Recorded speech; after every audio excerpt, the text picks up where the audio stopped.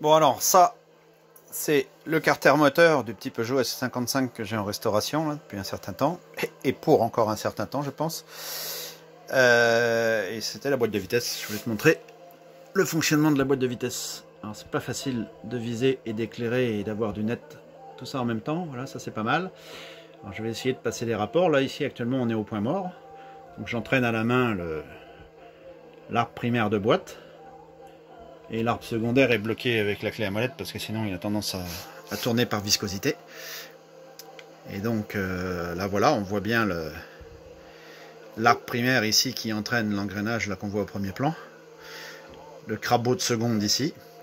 Le crabot de troisième juste devant là. Et tout au fond là-haut, le crabot de première avec les deux baladeurs au milieu. Maintenant je vais essayer de passer la première. Alors pour ça j'ai une clé carrée que je mets dans la fourchette ici, et si je ne me trompe pas, la première est vers le bas.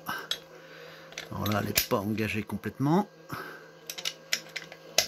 C'est difficile, je vais poser le téléphone parce que c'est difficile de faire les deux opérations.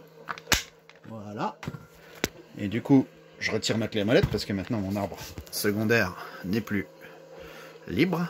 Donc là j'ai mes deux baladeurs qui se sont engagés, enfin qui sont déplacés vers le fond. Donc ça crabote toujours rien sur la seconde en bas, encore moins sur la troisième au premier plan, mais au fond, voilà, on voit que mon pignon d'arbre primaire, que je tourne à la main, entraîne l'arbre intermédiaire, qui lui-même entraîne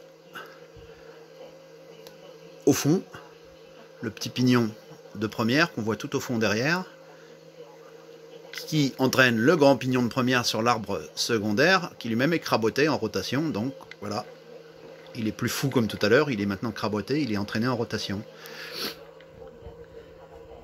Maintenant je vais repasser par le point mort, mais bon je ne vais pas le refilmer, c'est pas intéressant. Alors je pose le téléphone à nouveau,